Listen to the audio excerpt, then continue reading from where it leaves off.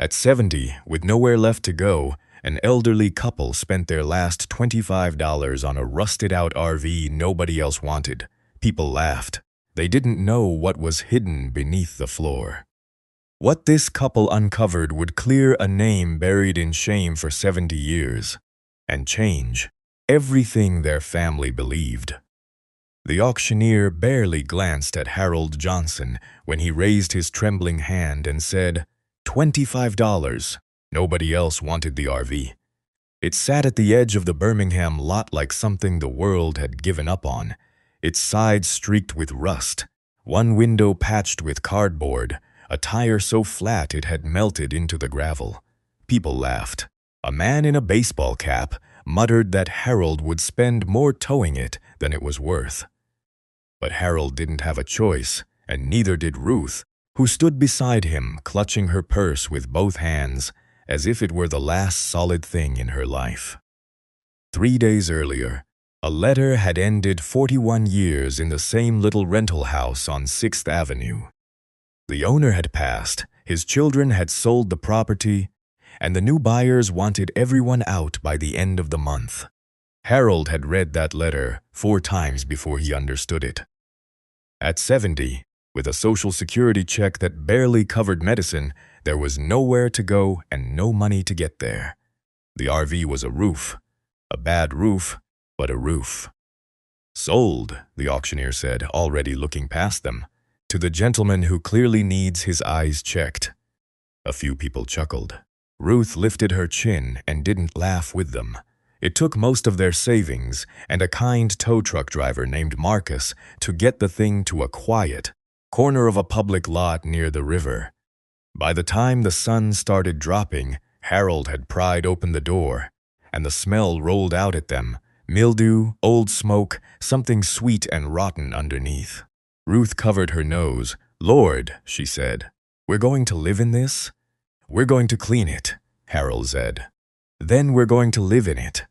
So they cleaned. Ruth scrubbed the tiny counter while Harold hauled out a busted lawn chair, a milk crate of rusted tools, and a mattress so stained they didn't even touch it with bare hands.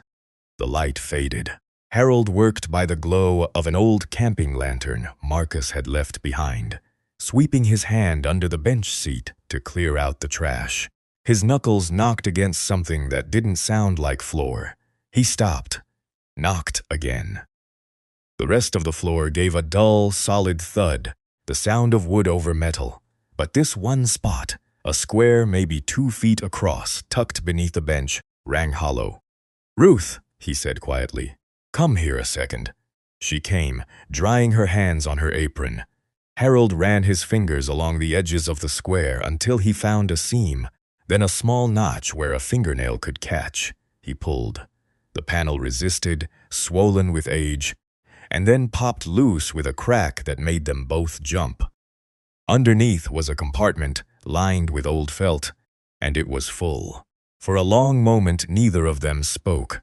Harold reached in and lifted out a thick leather ledger, its cover cracked like dry mud. Beneath it were more, 3, 4 ledgers, bound with string, a bundle of letters tied with faded ribbon, a stack of photographs, the edges curled, the people in them frozen in formal poses from a time before either Harold or Ruth was born.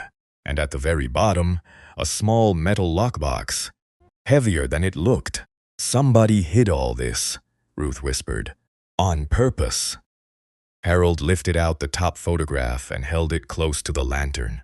A man stared back at him, tall, broad-shouldered, wearing a dark suit and a serious expression. There was something in the set of the jaw, the deep-set eyes that made Harold's breath catch. "Ruth," he said slowly, "this is my grandfather." She leaned in. "Are you sure?" "I had a picture of him as a boy. My mama kept it on the wall till the day she passed." His thumb hovered over the face without touching it. "This is him. Older here, but it's him." His grandfather had died long before Harold was born. The family barely spoke of him, and when they did, it was in low voices, the way people talk about a debt nobody wants to admit to. "He lost everything," was all his mother would say. "Brought shame on us." Best to leave it be. Harold set down the photo and picked up the lockbox. It was locked, of course. He shook it gently and heard papers shift inside, and something else, a small, hard knock, like a key or a coin. "How does my grandfather's things end up in a rusted RV at an auction in Birmingham?" he said. 70 years after he died. Ruth didn't answer. She was reading one of the loose letters she'd slid from the ribbon, her lips moving slightly, her eyes growing wider with each line. When she finished, she lowered the page and looked at her husband in the flickering light. "Harold," she said, "I don't think your grandfather lost everything by accident." "What do you mean?" She turned the letter so he could see the careful, old-fashioned handwriting and pointed to a line near the bottom. "If anything happens to me," it read, "the truth is hidden where they would never think to look." Outside, the river kept moving in the dark. Inside the rusted RV that had cost them $25, Harold Johnson sat very still, holding a piece of his family he never knew existed, and felt the whole shape of his life begin to turn. They didn't sleep much that first night. By morning, Harold had decided they couldn't stay in Birmingham. Too many people knew them, too many would ask questions, and something about the letter made him want to be somewhere quiet before he opened the rest of it. Marcus, who turned out to be the kind of young man who helped first and asked about money later, towed them as far as a small campground outside Montgomery for the cost of a tank of gas and a plate of Ruth's cornbread. The campground was nearly empty. Pine trees, a gravel loop, a row of water hookups, and an old man at the front office who took their $12 and didn't look at them twice. Harold backed the RV into a spot beneath the trees, and for the first time since the eviction letter, the world felt slow enough to think in. After breakfast, they spread everything across the little fold-down table. The ledgers, the letters, the photographs. The lockbox they still couldn't open. Ruth handled the papers like they might crumble, which some of them nearly did. She had been a church secretary for 30 years and knew how to read records, how to follow a name down a column and across a page. Harold poured the coffee and watched her work, and slowly a story began to take shape between them. His grandfather's name was Elias Johnson. The ledgers were his, page after page of careful figures, written in the same hand as the warning letter. They tracked money coming in and money going out. And at the top of nearly every page were 3 words underlined twice: Johnson Family Trust. "A trust," Ruth said. "Your family had a trust, Harold. My family didn't have 2 nickels to rub together." He sat down across from her. "My mama cleaned houses, her mama took in laundry. There was never any trust." There was. She turned a ledger toward him and tapped a figure. Harold leaned in and read it, then read it again, and felt something cold move through his chest. The number was larger than any amount of money he had ever held in his life. "That can't be right," he said. "It's written here 3 different times." Ruth pulled another ledger closer and compared the pages. "Your grandfather was keeping track of it. Money put in by different family members, going back years, properties, land. He was managing it for everybody." Harold rubbed his face. He thought about the low voices, the shame his mother carried like a stone. He lost everything. If there had been a trust this size, then what his family had lost was not a few dollars. It was a fortune. And somehow the story that came down to him was only that Elias Johnson had failed. They kept reading. Among the letters was one written to Elias by another man, a partner of some kind, full of warm words about the future and the families they were building. But the later letters changed. The warm tone cooled. Then it turned sharp. The last one, dated only weeks before the warning letter, accused Elias of mishandling funds and threatened to take the matter to people who would settle it permanently. "Listen to this," Ruth said softly, and read a line aloud. "The losses are not what they appear, and you know it better than anyone." She looked up. Your grandfather wrote that. To the partner. He's saying the money didn't just vanish. He's saying somebody took it or hid it. Ruth set the letter down, and then they let your grandfather take the blame.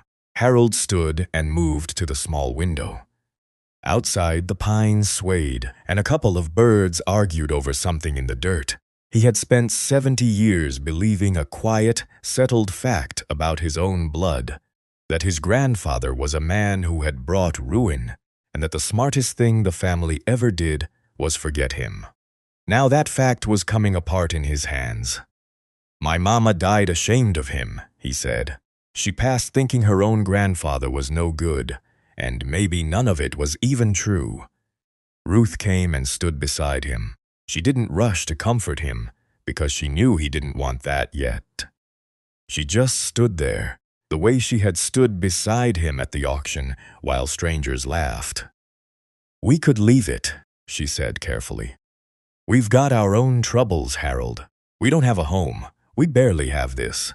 She gestured at the RV around them. Chasing 70-year-old ghosts won't put food on the table. No, he agreed. It won't. But you're not going to leave it. He turned to her, and for the first time in days there was something in his eyes that wasn't tiredness. How can I? Somebody hid all this so it would be found one day. They wanted somebody to know the truth. He picked up the photograph of Elias and held it gently. What if that somebody was supposed to be me? Ruth studied her husband's face. They had been married 46 years, and she knew that look. There was no talking him out of it, and the truth was, she didn't want to. A part of her, the part that had read those columns of figures all morning, was already hungry to know how the story ended. All right, she said, then we do it together. But we do it smart. We don't have money to waste, and we're not as young as we used to be. Agreed. She picked up one of the letters and pointed to a name near the top, an address in Atlanta, a place called the Whitmore Historical Archive. Your grandfather mentions this twice, she said. If anybody's keeping old business records from back then, it'd be a place like this. Harold looked at the address, then out at the road that ran past the campground, heading east toward Georgia. Then that's where we start, he said. The drive to Atlanta took most of a day. The RV groaned on every hill, the engine running hot enough that Harold pulled over twice to let it cool, but it held together. Ruth kept the lockbox on her lap the whole way, as if it might disappear if she set it down. The Whitmore Historical Archive turned out to be a low brick building tucked behind a public library, the kind of place people walked past without noticing. Inside, the air was cool and smelled of paper and dust. A young woman at the desk pointed them toward the records room, where an older man sat behind a counter, sorting through a tray of index cards. His name was Mr. Caldwell, and he had the patient, careful manner of someone who had spent his whole life with things that couldn't talk back. When Harold explained that they were looking into family business records from the early part of the century, Caldwell's eyes brightened in a way they probably didn't often get to. You'd be surprised how few people come looking for the old commercial records, he said. Everybody wants birth certificates and war photographs. Nobody cares who owned what. He pulled a pair of cotton gloves from a drawer. What's the name? Johnson, Harold said. Elias Johnson, and there was a trust, the Johnson Family Trust. Caldwell wrote it down. Then Ruth slid one of the letters across the counter and pointed to the partner's name signed at the bottom. This man was connected to it too, she said. We don't know how exactly. Caldwell read the signature and went still for a half-second. It was small, but Harold caught it. You know that name, Harold said. I know the family. Caldwell set the letter down carefully. Old money around here, the kind that still has buildings named after it. He looked up at them, and something cautious had entered his face. Let me see what I can find. Sit tight. He disappeared into the back among the tall metal shelves. Harold and Ruth waited on a hard wooden bench, and the minutes stretched out long enough that Ruth started to worry he'd come back with nothing. But when Caldwell returned, he was carrying a heavy-bound volume and a folder of loose papers, and his expression had changed again, careful, but lit underneath with the excitement of a man who had found something. He set the volume on the counter and opened it to a page marked with a slip of paper. "Property transfer records," he said. "These are deeds. Who owned what and when it changed hands?" He ran a gloved finger down a column. "Your trust held title to several properties, a warehouse on the river, 2 commercial lots downtown, a parcel of farmland outside the city. All of it under the Johnson family trust, with Elias Johnson listed as trustee." Harold leaned over the page. There it was in faded ink, his grandfather's name, attached to more property than the whole Johnson family had owned in the 70 years since combined. "Now look here," Caldwell said, and turned several pages forward. "This is where it gets strange. The same properties appeared again, but the names had changed. One by one, over the span of a single year, every parcel had been transferred out of the trust and into other hands. The warehouse, the lots, the farmland, gone." "They were sold?" Ruth asked. "That's the thing." Caldwell tapped the column where a sale price should be. It was blank, or marked with figures so small they made no sense. "These don't read like sales. A warehouse on the river doesn't change hands for a few dollars. These look more like transfers. Like somebody moved the property out without really paying for it." He glanced up, and the timing is what caught my eye. All of it happened within a few months, right around the time your grandfather's name shows up in the newspaper records I pulled. He opened the folder and slid out a photocopy of an old newspaper page. Harold's stomach tightened before he even read it. There was a small article, no photograph, just a few cold paragraphs. It described Elias Johnson as a trustee who had lost the assets entrusted to him, who had failed the families who depended on him, and who had brought the whole arrangement to ruin. "That's the story everybody got," Harold said quietly. "That's the story that came down to me." "It's the story that got printed," Caldwell said, "but the deeds tell a different one. The properties weren't lost. They were moved. Somebody took them, and then the newspaper said your grandfather lost them." He shook his head slowly. "I've worked with these records a long time. When the paper says one thing and the deeds say another, I learned to trust the deeds." Ruth had been quiet, reading the names on the transfer page. Now she pointed to one of them. "These properties," she said. "Who got them?" Caldwell looked, and that cautious stillness returned to his face. "Different names on different parcels," he said, "but they're not strangers to each other. They're all tied back to the same family. The one that signed your letter." For a moment, nobody said anything. The clock on the wall ticked. Somewhere in the library beyond, a child laughed and was shushed. Harold straightened up. He felt 70 years of a borrowed shame lifting off his shoulders, and something heavier settling in its place. Because a lie this size didn't happen by accident. And the people who built it had been powerful then, and their names still hung on buildings now. "Can we get copies of these?" he asked. I'll make them myself," Caldwell said. He hesitated, then added, "Lower, be careful who you show them to. Old money has a long memory, and it doesn't always like being reminded of how it got old." Harold looked at the deeds, then at his wife.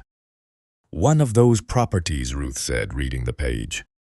"It's in Savannah, and it's still standing." Savannah greeted them with heat and the smell of the sea.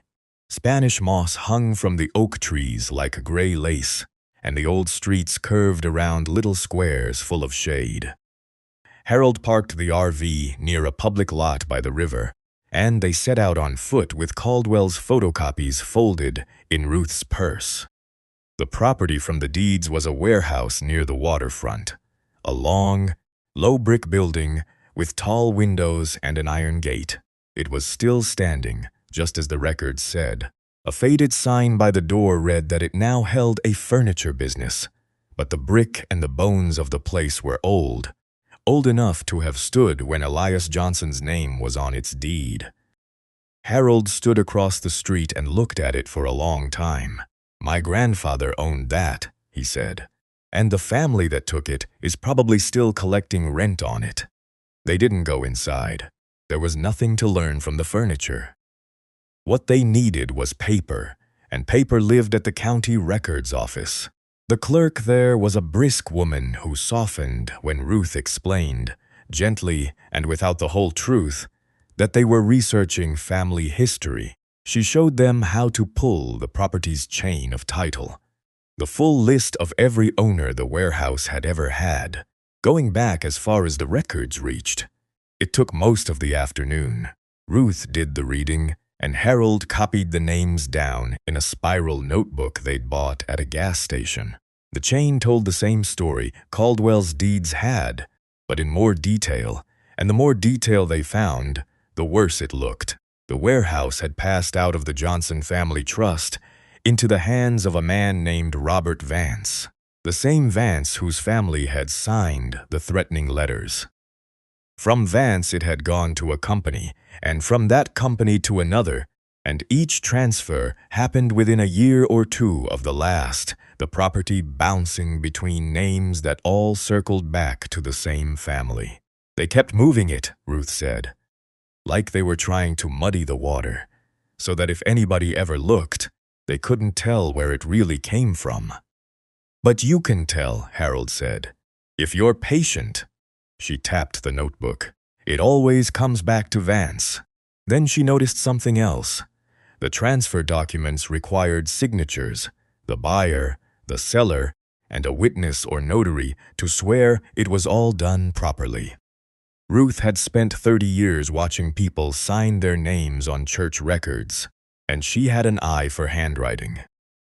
As she went through the documents, she kept seeing the same witness signature, over and over. A name she couldn't quite read, looped and hurried, but unmistakably the same hand on transfer after transfer, year after year. "Look," she said, laying 3 of the photocopies side by side. "This signature, it's on the deed when the warehouse left your grandfather's trust. It's on the next transfer 2 years later, and it's here again on the one after that." She pointed at each in turn. Same person witnessed all 3. Different buyers, different sellers, but the same witness signing off that everything was legal. Harold studied the loops. "Who is it?" "I can't make out the name." "But that doesn't matter as much as the pattern." She looked up at him. "Harold, the same person was standing in the room every time one of your grandfather's properties got moved." "That's not a coincidence. A witness is supposed to be neutral. This one was there for all of it." The clerk had stepped away, so they spoke low. The room was quiet except for the hum of an old air conditioner. "So we've got the Vance family taking the property," Harold said, working it out loud, and one person witnessing every single move, like a hand inside the machine, making sure it ran smooth. "That's exactly what it looks like." They photocopied everything they could and walked back out into the late sun. On the way to the RV, an old man sweeping the sidewalk outside a corner store called out a greeting, and Harold, who never met a stranger, stopped to talk. The man's name was Mr. Beaufort, and he'd lived on that block his whole life, 80-some years of it. When Harold mentioned the warehouse and the Vance name, the old man's face shifted. "Vance," he repeated, leaning on his broom. "That family ran half this waterfront once. My daddy worked for them, hard people. Took what they wanted, and the law just sort of agreed with them after." He shook his head. "There were stories, back when I was a boy, about how they got so much so fast. Folks said some of those buildings didn't come to them honest. But who was going to prove it? Who was going to listen to anybody who tried?" "Somebody tried?" Ruth asked. "There was talk of a man long ago, a Johnson, I think, tried to make a fuss about money that went missing. Didn't end well for him. They made sure everybody knew he was the one who lost it all. Mr. Beaufort looked at Harold a little more closely then, taking in the face, the name he'd given. Something passed between them without a word. "That man was my grandfather," Harold said quietly. The old man held his gaze, then nodded slowly, as if a small thing in the world had just settled into its right place after a very long time. "Then you be careful, son," he said, "but you keep going. Some story's been waiting a long time for somebody to come back and finish them." That night, parked by the river with the windows open to the warm air, Harold opened the lockbox they still couldn't unlock and shook it once more. Something inside knocked against the metal, and this time he was certain it was a key and a small folded note waiting for them to find a way in. The lockbox finally gave up its secret in a hardware store parking lot outside Savannah. Harold had bought a small set of tools and a thin pry bar, and after 20 patient minutes working at the old hinge rather than the lock itself, the lid sprang open with a tired creak. Ruth held her breath. Inside, just as he'd guessed, was a small brass key on a loop of string, and beneath it a single sheet of paper folded into quarters, soft with age. But the paper wasn't a letter. It was a string of numbers and letters that made no sense, rows of them, neat and deliberate, in Elias Johnson's careful hand. Below the rows was one line written plainly: "Stowed safe where the road meets the water, north of the Charleston line." "It's a code," Ruth said. "Your grandfather wrote it so only the right person could read it." "Then we're not the right person," Harold said, frowning at the rows. "I can't make heads or tails of this." They worked on it for 2 days. They tried matching numbers to letters, letters to the alphabet, dates to the ledgers. Nothing fit. It was Ruth, going back through the bundle of letters for the 5th time, who found the answer hiding in plain sight. One of the early letters from Elias mentioned a Bible, a family Bible he'd kept since boyhood, with the births and deaths written inside the cover. And among the photographs was a picture of that very Bible, the page open, the verses visible. "He used the Bible," she said, her voice rising with the thrill of it. "The numbers, they're not a code to crack, they're references. Book, chapter, verse. The first letter of each verse spells it out." She grabbed Harold's notebook and a pen. "We've got the picture of the page. We can do the ones that are here." It took them another hour, hunched over the photograph with a magnifying glass from the tool set, but the message came clear, one letter at a time. It was an address. A storage facility on a coastal road north of Charleston, South Carolina, and a unit number 114. He paid it forward, Harold realized, looking at the line again. Some places, you can pay for storage years in advance. He must have set it up so it'd never be touched, so it'd just wait. "Wait for whoever finally figured out the code," Ruth said. "Wait for family." They drove north the next morning. The facility was old, a long row of metal units behind a chain-link fence, set back from a road that did, in fact, run right alongside a saltwater marsh, where the road meets the water. The office was a single room, with a window unit dripping into a coffee can, run by a heavyset man named Dell, who looked like he hadn't been surprised by anything in 20 years. He was surprised now. "Unit 114, he repeated when Harold gave him the number. He turned to an old ledger book, the paper computer of a man who didn't trust the real one. He ran his finger down a page, flipped back, ran it down again. Then he looked up at them over his glasses. "That unit's been paid up since before I started here," he said. "And I started here a long time ago.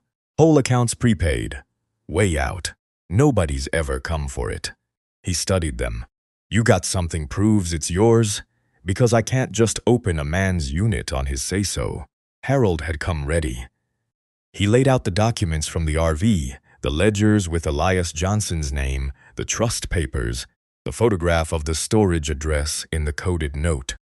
He showed his own identification, the Johnson name plain on it. He explained, as simply as he could, that the man who had rented the unit was his grandfather, and that they were the only family left who had come looking. Dell read it all slowly. He wasn't an unkind man, just a careful one, and the careful won out only after the kindness had a good look. He copied down Harold's information, made them sign his book, and finally took a heavy ring of keys off a hook. "Well," he said, "whatever's in there's been waiting on you a long time. Let's go see." Unit 114 was at the far end of the row. The lock was stiff. The door screeched on its track, and a wall of trapped, dusty air rolled out at them. Inside, in the gray light, were a few cardboard boxes gone soft at the corners, a wooden trunk, and a roll of canvas leaning in the back corner. Harold went to the boxes first.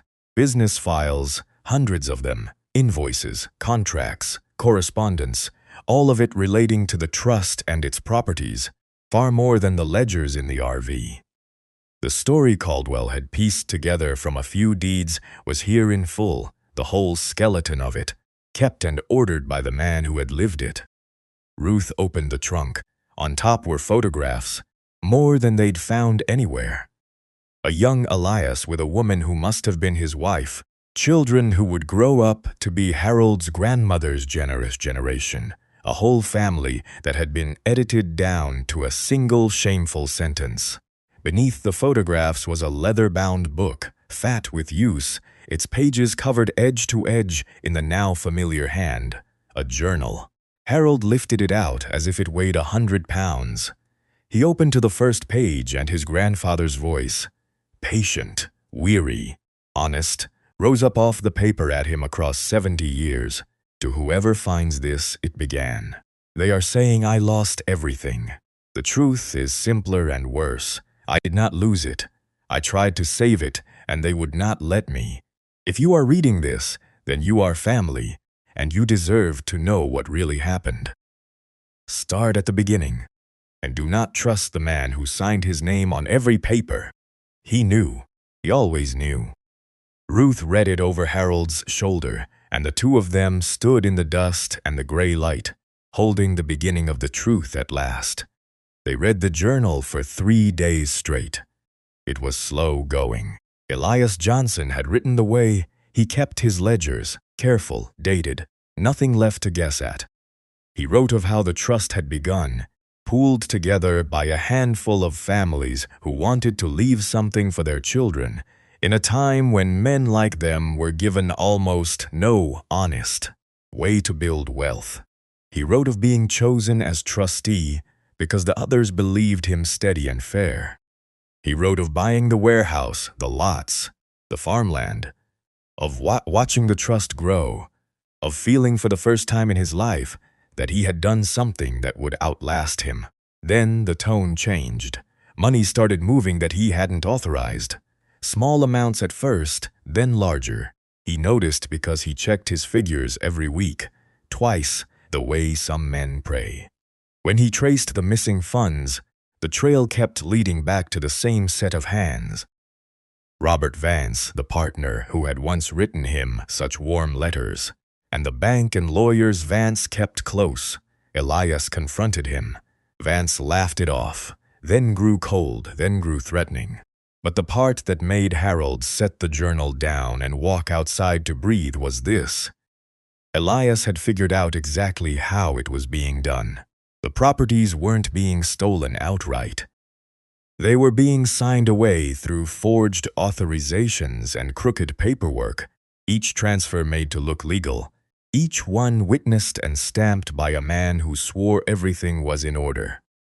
The witness is the key to all of it. Elias had written, "Vance has the money and the name, but he is not clever enough for this. There is a man who handles the papers. He prepares them. He signs as witness. He makes the lie look like law. Without him, none of it would hold.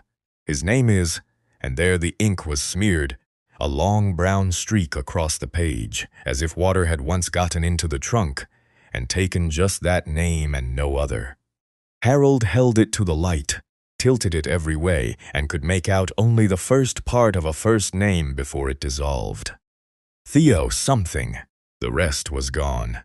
"It's the same man," Ruth said, comparing the journal to the photocopies from Savannah. "The witness whose signature is on every transfer. Your grandfather's saying he wasn't just a witness. He was the one who built the whole thing. And his name is the one piece we can't read," Harold said bitterly. But the journal gave them something else. Near the end, Elias wrote that one man among Vance's people had grown uneasy with what he was doing. A young accountant who kept the real books, who knew the true numbers behind the false ones. Elias had spoken to him once, quietly, and believed the young man might one day be willing to tell the truth, if he ever found the courage. Elias even wrote down where the young man had come from, the town his family was known in case it ever mattered. It mattered now. Ruth, who could find anyone in a church directory or a phone book, set to work. The young accountant would be very old now if he was alive at all. But a name and a hometown were enough to start, and after 2 days of phone calls from a gas station payphone and a borrowed library computer, she found him. He was 91 years old, living with his daughter in Charlotte, North Carolina. His name was Walter Green. The daughter was protective on the phone, and Harold didn't blame her. He explained as gently as he could that his grandfather was Elias Johnson, that he had found old records, that he only wanted to understand what had happened all those years ago. There was a long silence, then a muffled conversation, a hand over the receiver. When the daughter came back, her voice had changed. "He says he knows the name," she said quietly. "He says he's been waiting a long time for somebody to call about it. You can come. But he tires easy. Don't stay too long." Charlotte was a half-day's drive.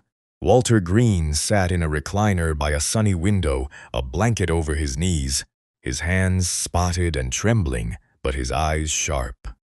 When Harold introduced himself, the old man looked at him for a long moment, then reached out and gripped his hand with surprising strength. "You've got his jaw," Walter said. "Elias, you've got his jaw." He told them everything. How he'd been a young man, glad for the work, not asking enough questions. How he'd slowly understood that the papers crossing his desk were lies dressed up as law. How Vance had the money but a smarter man ran the scheme, a man who knew exactly which forms to forge and which officials would look away. How Elias had come to him once and asked him to do the right thing, and how Walter, young and frightened, had said nothing and had carried that silence for 70 years. "I kept the real books," Walter said, "the true ones. Hid them when it all fell apart, figured someday they might matter. Couldn't bring myself to burn them and couldn't bring myself to use them." His eyes were wet. "I let an honest man take the blame because I was scared. I've prayed on it every night since." His daughter brought a shoebox down from a closet. Inside were ledgers, the mirror of Elias's own, the same transactions, but showing the truth beneath the lie, the real flow of money out of the trust and into Vance's pockets. "This proves it," Ruth breathed, turning the pages. "Walter, this proves your grandfather did nothing wrong." "There's one more thing," the old man's voice dropped. "The man who ran it all, the one whose name you couldn't read." He looked at Harold steadily. "I knew him better than anyone, and what he did to your family, he did it to his own first." Harold leaned forward. "What do you mean?" Walter Green drew a slow breath. "I mean," he said, "the man who destroyed Elias Johnson was a Johnson too." The words sat in the sunny room like a weight none of them could lift. "A Johnson," Harold repeated. "You're saying the man who ran the whole scheme, the witness, the one nobody could read in the journal, he was family?" Walter Green nodded slowly. "Theodore Johnson, Theo, Elias's own cousin. He let the name settle. They grew up close as brothers. That's how Theo knew the trust inside and out. That's how he knew which papers to forge and how to make Elias look like the one who failed. Vance had the money and the name to buy off the officials, but Theo had the trust's blood. He knew where every dollar was because he was family, and family was trusted. The old man's hands shook. That's the part that broke Elias, not the money, the betrayal. His own cousin sold him out and let the world call him a thief. Ruth had gone very still. She thought of the smeared name in the journal, the way the ink had taken just that one name and nothing else. Theo, now they had the rest. Why? Harold asked. Why would he do that to his own? Money, spite. Theo always felt the family thought more of Elias than of him. Walter shrugged his thin shoulders. Reasons like that look small from far away. Up close, they're big enough to ruin everything. They stayed only as long as the daughter allowed. Before they left, Walter pressed the shoebox of true ledgers into Harold's hands and made him promise to use them. I waited 70 years for somebody to fix this, he said. Don't make me wait any longer. Harold promised. At the door, the old man caught Ruth's sleeve and added quietly, Tell Elias's people he was a good man. Tell them I said so. From Charlotte, they drove west to Nashville, Tennessee. Because Walter's ledgers had raised a question neither of them could answer alone. The trust had held real property, a warehouse, lots, land. If Theo and Vance had moved all of it through forged paper, then where had it actually gone? And was any of it still sitting somewhere, untouched, after all these years? In Nashville, they found 2 people who could help. The first was a genealogy researcher named Della Pope, a sharp woman who ran her business out of a converted house and could trace a family line through 100 years of bad record-keeping. The second was a man she recommended, a retired financial records expert named Sam Okafor, who had spent his career untangling old estates and forgotten accounts. They spread everything across Della's big dining table, the RV ledgers, the storage unit files, Walter's true books, Caldwell's deeds, the Savannah chain of title. For the first time, the whole story sat in one place, and 2 trained people looked at it together. It took the better part of a week. Della traced the family lines, sorting the real Johnsons from the company names Theo and Vance had used to hide the property. Sam followed the money and the deeds, matching the false transfers against Walter's true figures, and slowly the picture sharpened. Most of the property was long gone. The warehouse had passed through too many honest hands since to ever be clawed back, sold and resold, owned now by people who'd bought it fairly and knew nothing of how it had first been taken. The downtown lots were the same. Those were lost for good, swallowed by time, but not all of it. Look at this, Sam said one evening, turning a deed toward them. It was the farmland outside Savannah, the parcel from the very first transfer. Theo moved this into a holding company, same as the rest. But here's the thing. The company was never properly dissolved, and the land was never sold on. He tapped the paper. It just sat. The taxes got paid out of an old account for years. Then the account ran dry, and after that, nobody noticed. It's been sitting in legal limbo for decades, forgotten. Forgotten by who? Harold asked. By everybody. Theo died. Vance died. The lawyers who knew about it died. The company existed only on paper, and nobody alive remembered it owned anything. Sam leaned back. Land like that doesn't vanish. It just waits for somebody with a legal claim to find it. Della laid her own pages beside his. And here's where you come in, she said to Harold. I traced the trust's original beneficiaries, the families who put their money in. Most of those lines died out or scattered, but yours didn't. Elias was the trustee, and you're his direct descendant. There's a clear, unbroken line from the trust straight to you. She looked at him over her glasses. Harold, you may have a legitimate claim to that land, and there could be more like it. We've only checked one parcel. Over the next days, they found 2 others. Small accounts, not land, but money that had been set aside under the trust's name and then lost in the confusion when everything collapsed.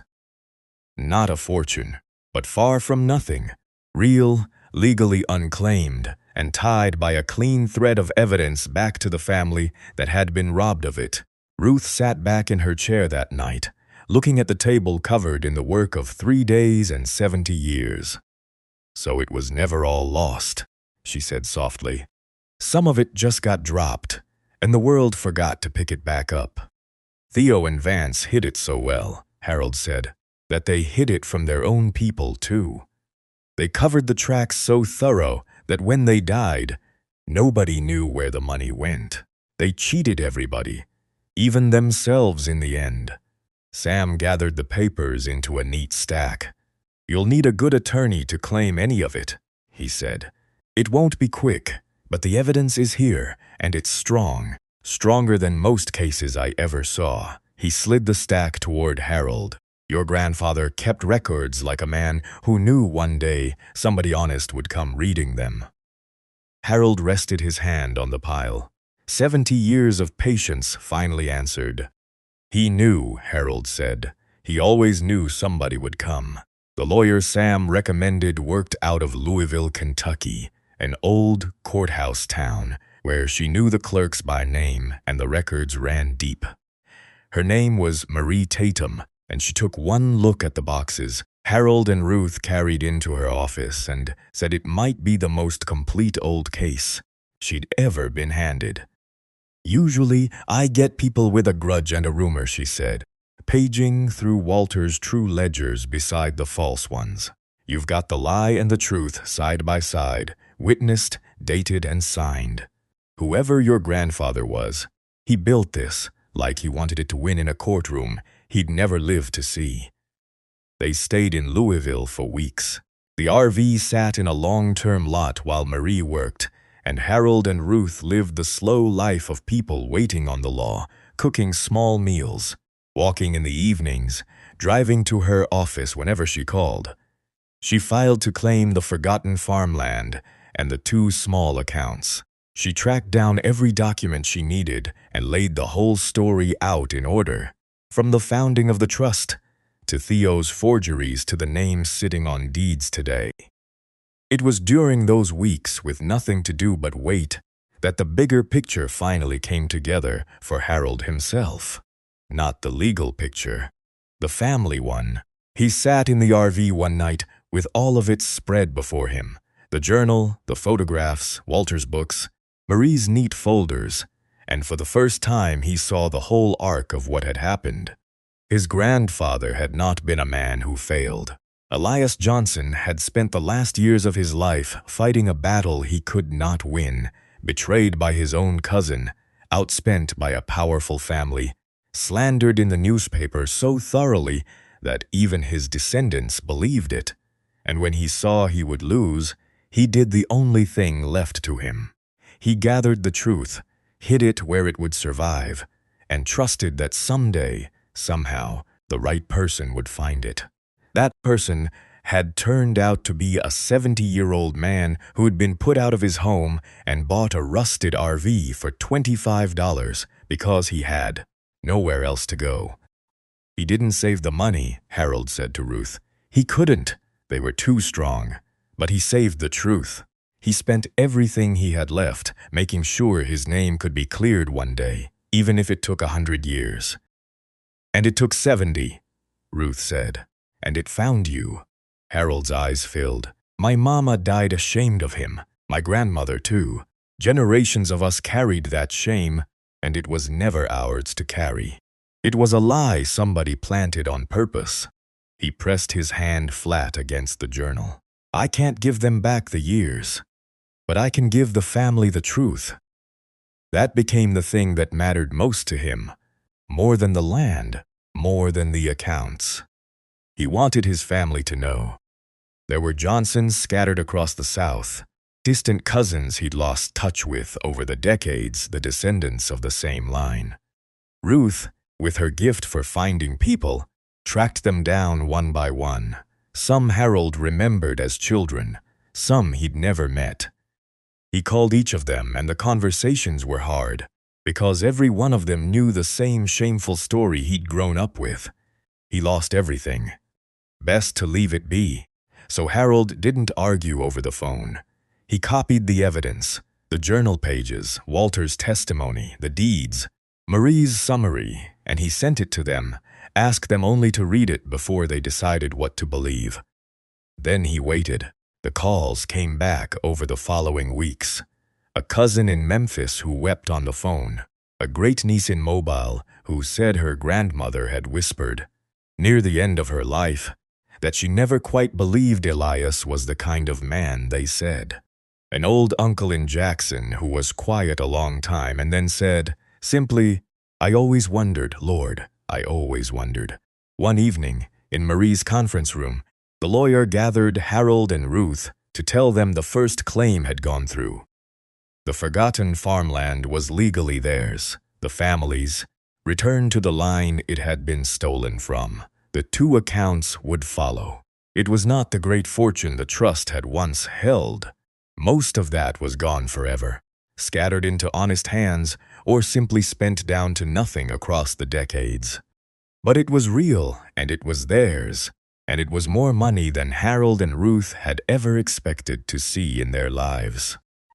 Harold barely heard the part about the money. What he heard was Marie saying that, as part of the record, the truth of what happened to Elias Johnson was now entered into the court's documents, written down, official, permanent. The newspaper had called Elias a man who failed his family. Now there was a stronger paper that said otherwise, and it would outlast them all. "His name's clean," Harold said. "It's actually clean. In the records for good." "For good," Marie confirmed. "Anybody who looks now will find the truth sitting right next to the lie. And the truth is heavier." That night, Harold and Ruth sat outside the RV in two folding chairs, looking up at the Kentucky stars. Ruth reached over and took his hand the way she had at the auction, the way she had through every step of the long road since. "You did what he asked," she said. "After 70 years, you finished it." Harold thought about the photograph he'd pulled out of the hidden compartment that first night, the serious face, the deep-set eyes, so much like the ones he saw in the mirror. He thought about a man who'd lost everything but his honesty and had bet that one day his blood would come looking. "We finished it," Harold said, "together, just like everything else." They came back to Birmingham in the spring, 8 months almost to the day after a man in a baseball cap had laughed at Harold for paying $25 for a rusted RV. The RV made the trip home under its own power, though Harold babied it the whole way, and it looked a little better than it had. A coat of paint here, a fixed window there, small repairs they'd made along the road. It would never be a beautiful thing. But Harold had grown to love it the way you love something that carried you through, and he had no intention of ever selling it. They didn't go back to a rental this time. With the farmland claim settled and the accounts released, they had enough to buy a small house outright. Nothing grand, a tidy place on a quiet street with a porch and a yard big enough for Ruth to plant tomatoes. The first thing Harold did after they got the keys was hang 2 photographs in the front hall. One was of Elias Johnson, the serious man from the hidden compartment. The other was of Walter Green, the old accountant in Charlotte, who had passed away peacefully that winter with his conscience finally clear. His daughter had called to tell them and to thank them. "He died lighter," she said. "You gave him that." Word had traveled through the family by then, the way truth does once it finally gets loose. The shame that had hung over the Johnson name for 3 generations began to lift, cousin by cousin, household by household.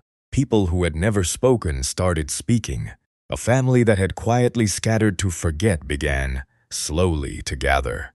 That summer, they held a reunion in Birmingham, the first the family had managed in longer than anyone could remember.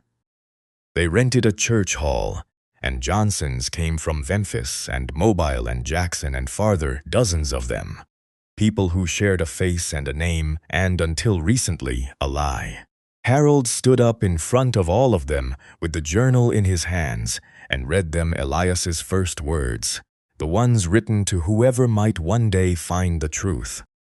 If you are reading this, then you are family, and you deserve to know what really happened. There wasn't a dry eye in the room. The recovered money helped, and Harold made sure it helped everyone. He set aside what he and Ruth needed to live out their days in comfort, and the rest he shared with the family. Not equal shares of dollars, but help where help was needed. A great niece's college tuition, a cousin's overdue medical bills, a down payment for a young couple just starting out. The trust had been built all those years ago by families pooling what little they had so their children might have more. Harold figured the best way to honor it was to let it finally do the thing it was meant to do. In the evenings, he and Ruth sat on their new porch, and sometimes the talk turned to how strangely it had all happened. If the rent house hadn't sold, if they'd had money for anything better than a $25 RV nobody else wanted, if Harold hadn't run his hand under that bench seat his first night, hadn't knocked on that hollow square of floor. A few inches over, Ruth said one night, and you'd never have heard it. We'd have lived in that thing a year and never known. Makes you wonder, Harold said. All those years that RV sat around, getting old, getting sold and resold, and the truth just rode along inside it. Waiting, he shook his head. How does a thing like that end up at an auction in Birmingham, the one city where the one man it was meant for happened to be standing broke with $25 in his pocket? Ruth didn't have an answer, neither did he. Some things were too big to be luck, and too quiet to be anything you could name. They just sat with it, the way you sit with a gift you didn't earn and can't repay. Della Pope, the genealogy researcher, had stayed in touch, and she helped Harold do one last thing.